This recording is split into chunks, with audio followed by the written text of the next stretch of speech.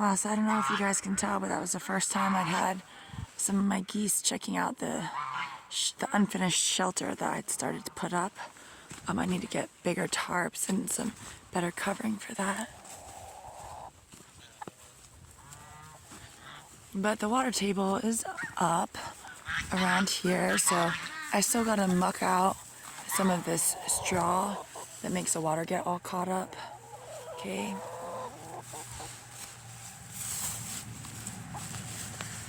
Still gotta muck this out. This actually flows quite a bit during parts of the year. Oh, look at this. That's my buff Brahma rooster over there. Okay. His tail feathers are coming in real nice. Now my light Brahma rooster has gotten really huge. I don't know where he's hanging out right now. Oh, he's all the way back there. Okay, so they're getting a little bit adventurous. Now that the ground is frozen, it was so frozen I couldn't even get the step-in stakes into the ground. So I've got to stake some back here so I can get some more fencing up. But this, I have some stuff I got to put across here. I'm just trying to keep that dry. Hey, everybody.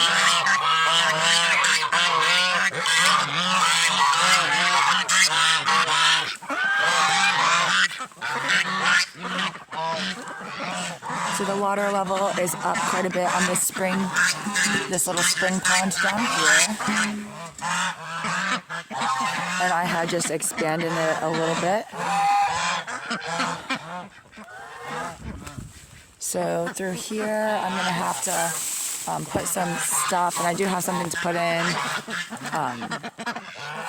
I usually have it, so this is runoff just from this spring right here, whereas this over here, I usually have it so that this water from there comes along the outside over here, but it's all getting caught up right now. So the birds are all the way back in my canal over here, my little drainage canal. Whoa, yeah, I'm getting a little bit in deep over here. But I am gonna have to set up something, probably some boards and a little drainage pipe thing to be able to get across here to cut firewood this winter. Because this will stay unfrozen basically all winter because of the flowing water.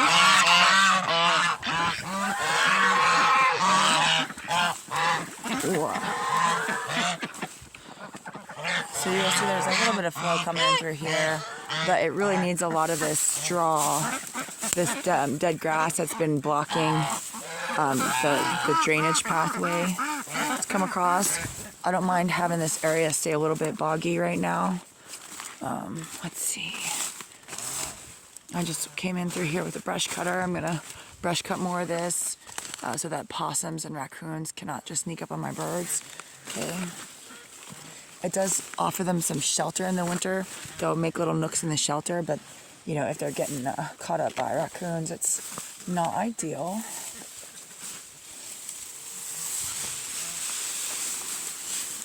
So I have a flowing well. I didn't set up the plumbing in time to do the little offshoot off of my flowing artesian well because I can get it to actually flow in the basement without a water pump. But part of what I was coming out here to show you all, see there's my light Brahma rooster. He's actually a very large size. They're just now starting to learn how to crow and things.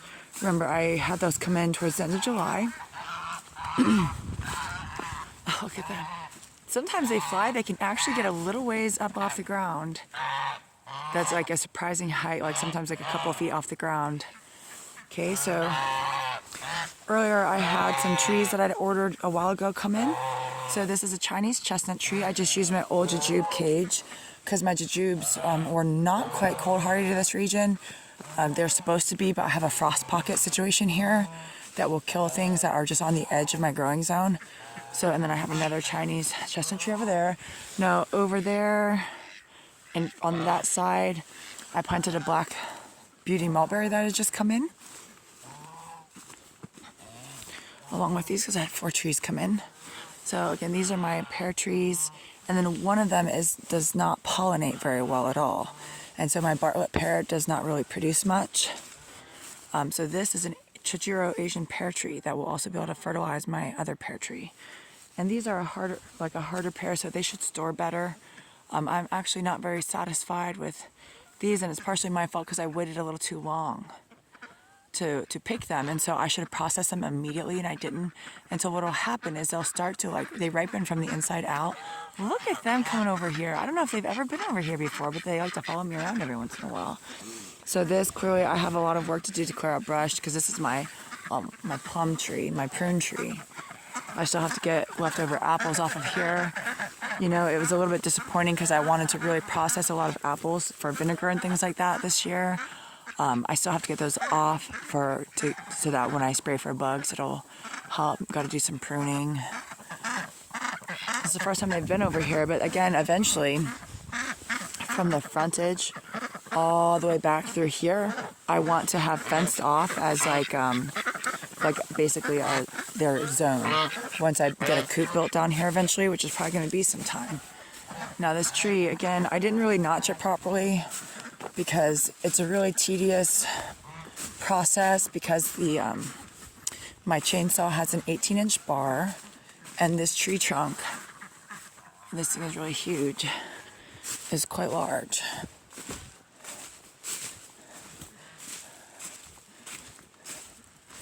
And so what has happened here, so I mentioned in my other video, there's a lot of brush piles and stuff, and so I have to be careful when I make a run for it, but I had to really, my goal was just get it to fall over eventually. Okay, now this trunk, you can't really tell, it twists in different ways that it's hard to tell how the weight would fall, but this short notch that I had in here was not enough to get it to fall over, but it cracked. It was a bigger notch, and a slightly bigger notch in through here, but it cracked, and now it's just resting on the trunk from one cut side to the other. And so it's challenging. This tree, these branches on this tree are probably holding it up a little bit, just enough to keep it from going. But as soon as it started to crack, I had to kind of make a run for it, because again, this canopy is quite large, and when it falls, not only can this part of the trunk kick out this way, but dead branches can get sent flying all over the place in very dangerous ways. I do have a lot of old stick wealth and stuff in through here. Some of this I could still dry and use as firewood. I did collect some of the bark and some other things. Yeah, it's the first time my birds have really been over here, because you guys saw how tall that grass was. Now, some of this looks very heavily matted, and it was not, frankly, just from the deer. Again, I had a vast quantity of people come through my jurisdiction, and were staying around, including down and through here. So a lot of this is actually matted down from people that were staying down here for a while. Yeah, I'm gonna have to get in. I'm gonna basically keep clear of this. Anybody that wants to come through here, please keep clear of this tree. I may try to come do some more cutting to get it to fall, but you can see a lot of those branches are entangled with those other living trees, and that is just enough to keep it upright right now, I think, along with the fact that it's got rested on that notch.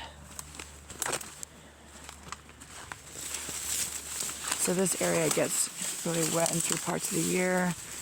This video is going to be a little longer and take me a while longer to upload, but I don't mind so much, because I haven't been doing a very good job, and a lot of people have been spreading rumors trying to even say that I'm no longer around, which is something that they've been trying to do for years now.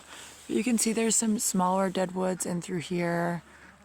Those that I can take down for firewood, and then those are kind of convenient because I don't really have to split them, because it's really actually nice to have some of the heavier logs for overnight so that there's still embers going in the fireplace, because my wood stove right now is much smaller than the old one that I had that rusted out because of the basement being flooded. Now this here, there's a dead wood that is growing alongside a living tree, and it's completely entangled. I find it unlikely that I will be able to get that tree to fall down if I cut it, so it'll just be a danger. So that one I'm probably gonna leave for now. I would have to like hook it up with a chain very high up and pull it out with a truck to probably get it to fall over. But like this one, I need to drop. So just in general, coming in through my woodlot is not it's not the best right now, y'all. I appreciate those of you who have come through. I'm really excited and hopeful for a lot of the development sites that we've been going on. For those of you who know, I've been putting in so many hours working on. Some people really don't know or don't understand. But a lot of the people that came through here were kind of the impetus for the Eastern Development Site being expedited so quickly. And it's been a lot happening in a short period of time. I understand a lot of people are facing a lot of psychosis where they almost feel like this is a video game and they're like not sure if they're dead or alive because some things have just changed so drastically in their life. And you know, this applies to people who were below the surface as well as people who have grown up on the surface. So I just ask that everybody please be mindful that, you know, this is not actually a hallucination. This is real life where you are in your change of circumstances.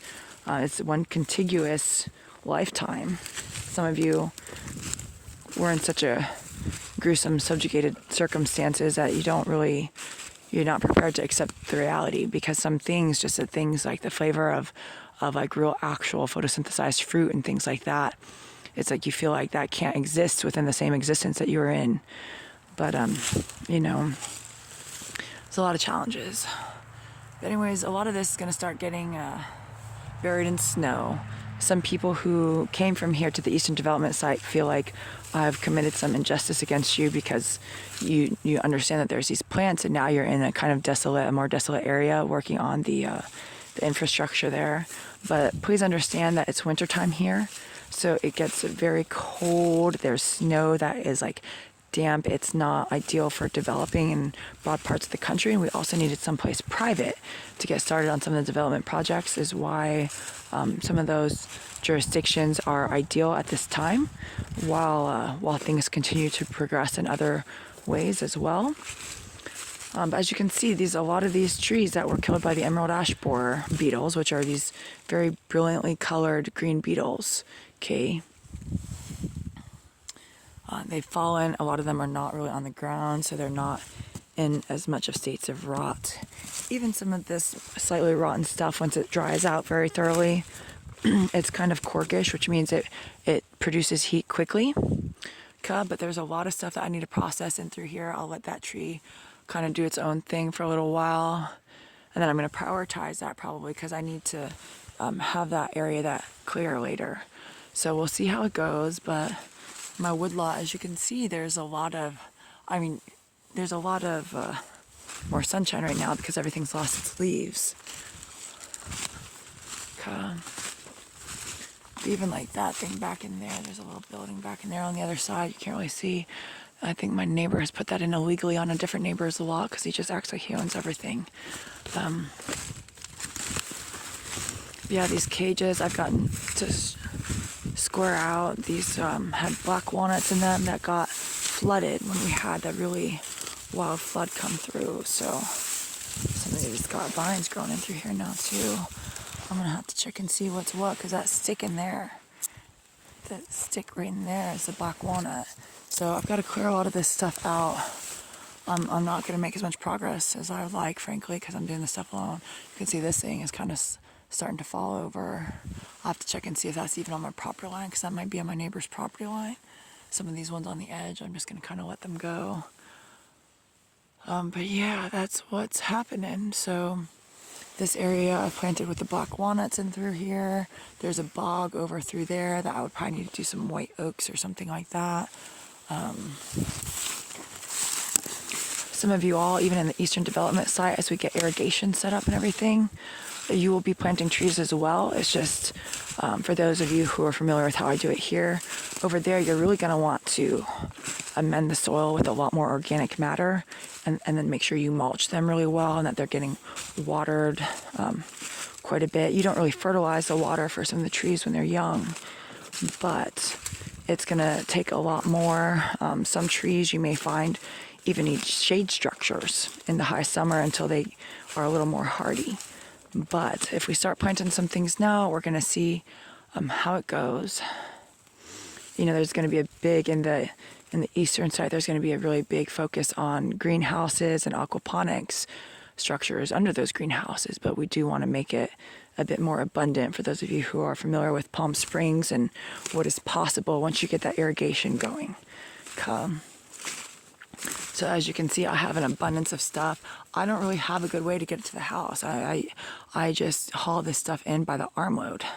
Okay, I might try to set it up so that I can get a wheelbarrow in through here or get a sled later, because people use sleds for when they go hunting for animal creatures, large animal creatures. But I might use one for firewood, but I got to clear out the pathways. It gets sketchy when the snow comes. So I got to get the stakes put in for the portable. I'll probably just do portable stakes for the fencing for the geese so that they're not running around just everywhere back in through here, because I don't want them to end up getting into the creek back there and running away, and that would not be good. And I do have an obligation to keep them contained. So yeah, this is just the state of things. This video is a little bit longer than I expected. I was just going to show you my new trees that I planted. Still have to put some protection around those. I still have to put some protection around my pawpaw trees. I bought some orange netting previously. My voice is so scratchy. So if you only knew the shish kebabs of the past months, it's been a wild trip. You know, I know a lot of people are really working really hard right now, and for those of you who actually have my YouTube channel, which is not very many of you who are not as familiar with us and our operations, you know, a lot of people are very demanding, almost in very malignant ways, because again, they think this is like a video game, not like some sort of like a video game AI that is supposed to just deliver everything that they want immediately. And that is not what is actually occurring here, you all. This is true, actual life, depending on your meaning of that word, okay? It's been one contiguous time, and this is not a video game hallucination, everybody. So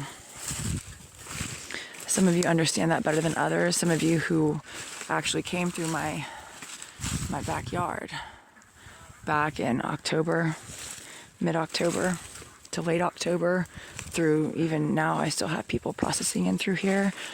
Some of you understand a little bit better than others the truth, the actuality of what is occurring is not a video game. I understand when some people get their AI brain interfaces taken out, it can be frightening, okay? And it can take some time to adjust, and then it takes some time to accept the actuality of this. And it takes some time to adjust to an accurate sense of time. Because again, many of you on some of the development sites, it's almost like every day seems like a year, because things are changing so quickly and you're dealing with so much sensory overload. But you know, every time this comes up and goes down, that's 24 hours between when it comes up again and the last time it came up. Okay, is approximately 21 day, not 365 days. So it's almost like every day people expect a year's worth of progress, and that's just not how things work in the world, okay? A lot of things have to actually get manufactured, despite some of the capabilities that some of our folks, our partner forces have, okay? All the work has to get done. So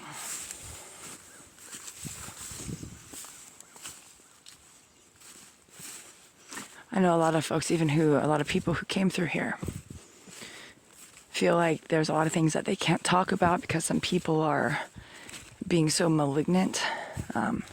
They feel worried to speak out. But if some of you could just help them understand the actuality of all this, okay, it would really help. My priority is to make sure that people are not doing things to harm others with or having any sort of malignancy, thinking that it'll somehow earn them video game points, because that's not what this is. You know, doing things like Stealing from the food facilities is not good. Trying to steal from others is not good, etc. Okay, I still got my...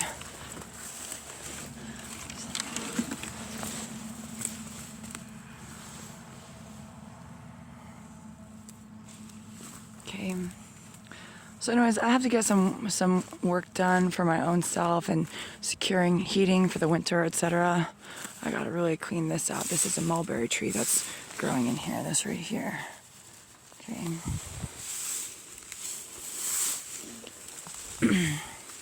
So I'm gonna keep on keeping on with that. And again, I want people who are having some psychosis issues because of the rapid change in their circumstances to please try to comprehend that those on site who are working very hard, they are not your slaves. They are not hallucinations. They are not video game NPCs. Okay, they just are, they're building the future. Okay. We have to try to take a part in building the future that we want. And, there's a lot of changes that are going to be occurring, even just with the economy, with the financial system, that people really should understand that it is important for us to build up capability to produce tangible value, including things like food.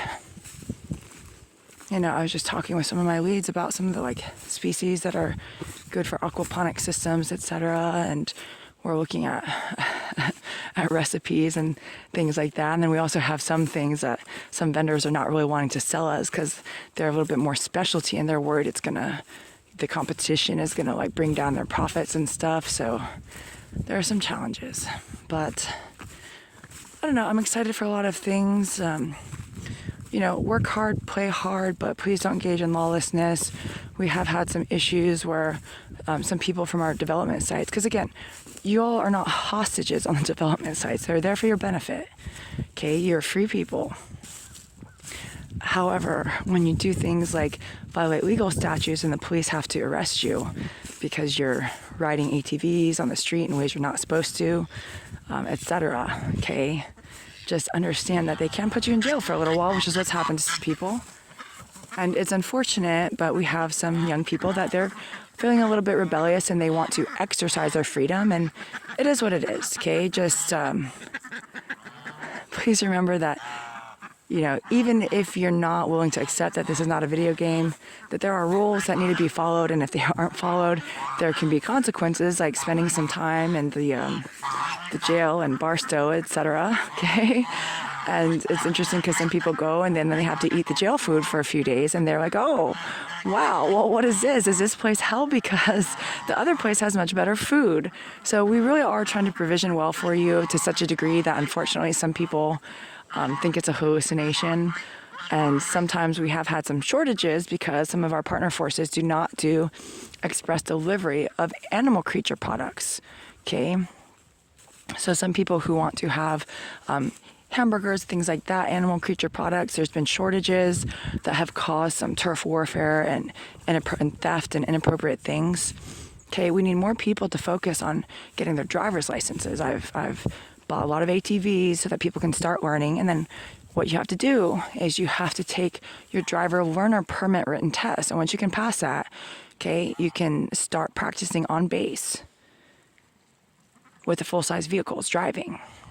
Okay, and then those of age, they can actually start learning how to drive the full-size vehicles with somebody who already knows how to drive, okay, with their learner's permit off base once they can demonstrate some level of proficiency on the development site. Okay, so there's productive ways to help overcome even shortages of things, and we've been working on onboarding a large quantity of drivers. Some of them cannot do the heavy hauls of the big refrigerator trucks of things like animal creature meat. So there's still some challenges, everyone, but I don't want you guys to get into a lack mentality. I don't want you to think that it's a video game that you have to war with each other, because really what we need collaboration, creative problem solving, and I need you all to understand that you actually have the ability to help provision. Okay? So some of you, it's such a shift, just this idea that you can even make your own decisions to help yourselves. Okay, is a lot of people are having a challenge with that. But this is not the system that you came from. Okay. And for those of you who want to exercise your freedom for a little while, just, please try to stay safe, be cautious. Please try to, adhere to basic legal codifications and things like that, okay? So please make sure that you know how to use your debit cards or spend cash currency notes before you go into the store. Don't just simply feel so overwhelmed that you try to walk out of the store with things you have not paid for. Okay, the debit cards will not just scan automatically to bill you. You have to actually go through the checkout line like everybody else. So for those of you who come from that kind of oppressive system that are having some challenges, just try to make sure that you actually listen to the guidance that people are trying to share with you before you try to go out to other areas. Okay, when we're having to basically station people at different stores in the Walmart to pay for things that people are not scanning their debit cards for, it creates a lot of challenges, and it makes other people who are making sure that they use their own money that you are provided with. It makes people feel like there's an injustice occurring when we're having to go and pay for your things for you. So please be mindful, everyone, and please try to listen to the guidance that you are being provisioned. Okay, we're not trying to be totalitarians here, but some of you all need to understand that things function a lot differently than where you come from. Okay, and we don't want anyone to go back to that, and we're not going to put anyone back to that. But we're having some issues with some of the local law enforcement close to some of the development sites, and it's challenging to the degree that it's costing us large sums of money. So, and then people feel disaffected. So anyways, I'm really hoping that everybody will be doing well as you adjust to the really immense changes. And I'm hoping that we'll be able to get some, my comprehension is that Zedekiah has even had some geese and things brought onto the eastern site. Okay, so remember, these are community resources. Don't try to turn them into dinner when it's not authorized, etc., because then there'll have to be consequences. Okay. So eventually you guys might be raising enough of these to have as meals sometimes, but it's not for people to steal any of the livestock and just do as they please. So please let's work together and collaborate on filling shortages and things like that, y'all. This video is already really long. It's going to take forever to upload, so I'm going to let you go and get to work, okay? Bye.